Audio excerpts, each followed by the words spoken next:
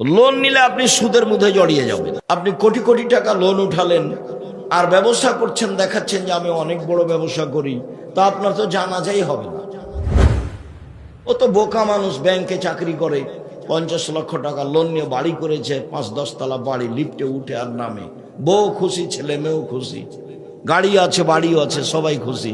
ওর যে জানাজাই হবে না, এইটাকে জানে, জানাজাই নেই। রাসূল সাল্লাল্লাহু আলাইহি সাল্লাম বলেন, মা ইয়াকুলু দিরহাম রিবা ওয়া ইয়ালাম আসাদ্দু মিন সিত্তাতি ওয়া সালাসিনা জিনিয়া। কেউ যদি জেনে শুনে 1 টাকা সুদ খায়, 36 বার জেনা করে যত পাপ হবে, 1 টাকা সুদ খেলে তার চেয়ে বেশি পাপ হবে। কোন পাপকে এইভাবে জেনার সাথে জড়ানো হয়নি। রাসূল সাল্লাল্লাহু আলাইহি সাল্লাম বলছেন, না রিবা সাবুনা জুজান সুদের পাপের 17টি ভাগ আছে, ছোট থেকে বড়, বড় থেকে ছোট। তার সবচেয়ে ছোট ভাগ হলো মার সাথে জেনা করলে যেমন পাপ হয়।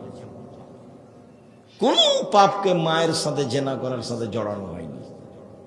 শিরক মহাপাপ, পাপের জগতে 1 নাম্বার, কিন্তু ভাষায় এমন নয়। পিতামাতার অবাধ্য চলা পাপের জগতে 2য় মহাপাপ, কিন্তু ভাষায় এমন নয়।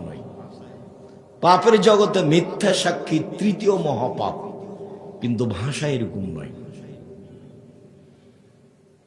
নরসিংদী জেলায়, নারায়ণগঞ্জ জেলায় বহু মানুষ 20 বছর 30 বছর থেকে জেলে আছে। ও নিজেও জানে না আমি কেন জেলে।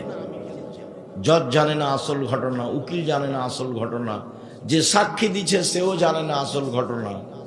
যে সাক্ষী দিচ্ছে ওকে 1 লক্ষ টাকা 50,000 টাকা দেওয়া হয়েছে, ও বলছে যে আমি 2 চোখে তাকে মারতে দেখেছি। ও তো ঘটনা জানে না। তো কে জানে? যে সাজিয়েছে সে জানে। এখন যে জেলে আছে সেও বুঝলো না ব্যাপারটা কি, আমি কেন জেলে। ঘটনা তো জজও জানে না, ঘটনা উকিলও জানে না, ঘটনা সাক্ষীও জানে না, যে জেলে আছে সেও জানে না। এই জন্য মিথ্যা সাক্ষী পৃথিবীতে 3য় মহাপাপ, কিন্তু ভাষায় এরকম নয়। মানুষ হত্যা করা মহাপাপ, কিন্তু ভাষা এরকম নয়। প্রতিবেশীর সাথে জেনা করা মহাপাপ, তবে ভাষা এরকম নয়। খাদ্যের ভয় ছেলে মেয়েকে হত্যা করা মহাপাপ, তবে ভাষা এরকম নয়। সম্মানিত দিনী ভাই বোন, রাসূল সাল্লাল্লাহু আলাইহি সাল্লাম বললেন, কেউ যদি জেনে শুনে 1 টাকা সুদ খায়, 36 বার জেনা করে যত পাপ হবে, 1 টাকা সুদ খেলে তার চেয়ে বেশি পাপ হবে। তিনি বললেন, সুদের পাপের 17টি ভাগ রয়েছে, তার ছোট ভাগ হলো মার সাথে জেনা করলে যেমন পাপ হয়। হুবাহু রাসূলের মুখের ভাষা নকল করছে, এইভাবেই বলেছে। তাহলে সুদ কেমন পাপ? কোনদিন আমি আপনাকে ভিক্ষা করে খেতে বলিনি, আমি চকলেটের ব্যবস্থা করতে বলিনি। ভিক্ষা করতে বলবো কেন? আমি আপনাকে লজ্জা দেওয়ার জন্য বলেছি যে শ্বশুরের কাছে টাকা নিলেন কেন? ভিক্ষা করে খান। ভিক্ষা করে খাবেন কেন? চকলেট বিক্রি করে খান। চকলেট বিক্রি করবেন কেন? বড় ব্যবসা করেন। আমি চকলেট বিক্রি করে ব্যবসা করতে বলেছি, তার মানে আমি লোন নিতে নিষেধ করেছি। লোন নিলে আপনি সুদের মধ্যে জড়িয়ে যাবেন। তা আপনি চকলেট বা এই মানের ব্যবসা করেন, তাহলে লোন নেওয়াই লাগবে না।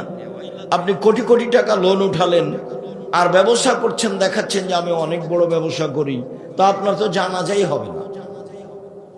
ও তো বোকা মানুষ, ব্যাংকে চাকরি করে, 50 লক্ষ টাকা লোন নিয়ে বাড়ি করেছে, 5-10 তলা বাড়ি, লিফটে উঠে আর নামে, বউ খুশি, ছেলে মেয়েও খুশি, গাড়ি আছে, বাড়িও আছে, সবাই খুশি। ওর যে জানাজাই হবে না, এইটাকে জানে, জানাজাই নেই। এর নাম লোন।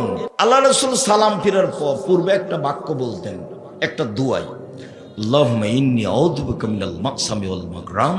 হে আল্লাহ, আমি বাঁচতে চাই বড় পাপ হতে, তোমার কাছে বাঁচতে চাচ্ছি ঋণ কর্য হতে। আল্লাহ, তুমি আমাকে বড় পাপ থেকে বাঁচাও, তুমি আমাকে ঋণ কর্য থেকে বাঁচাও। দিন রাত রাসূল সাল্লাল্লাহু আলাইহি ওয়াসাল্লাম ঋণ কর্য থেকে বাঁচতে চাইতেন। আপনি সেখানে ব্যাংক থেকে টাকা উঠিয়ে এইভাবে ব্যবসা করতে গেলেন, আপনি কি দিয়ে বুঝলেন যে আমি ভালো পথে আছি, আপনার তো জানাজাই হবে।